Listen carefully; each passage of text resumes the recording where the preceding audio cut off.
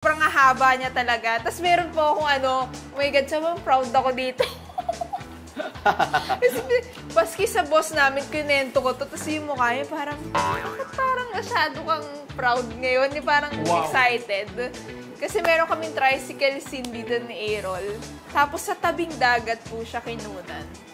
Tapos sobrang ganda kasi ng cinematography niya talaga. Talagang ang ganda po ng pagkakagawa, hindi lang basta nag-love scene kayo, pero yung dating na talagang may art din siya. Tapos mahaba po yung scene pero sobrang ganda. Tapos naalala namin, nung nagsushoot kami, may dumaan na bangka, tapos tumigil sila. Tapos hindi namin sila masita. Paalis, oo. So nanonood sila during nagsushoot kami. Tapos parang inisip namin, okay lang yan.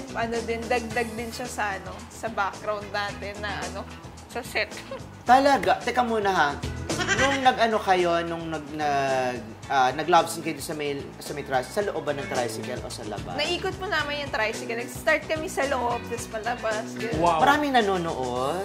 Wala naman po kasi medyo naman po yung dagat Hindi naman po siya talaga pang-public. Lumayo-layo kayo doon sa pinaka-public. Nagkataon lang na may dumaan. Opo. Hindi po namin masita kasi nasa gitna sila ng dagat. So, okay lang Hindi rin alam na kinukunan. Siguro po, hindi namin masabi.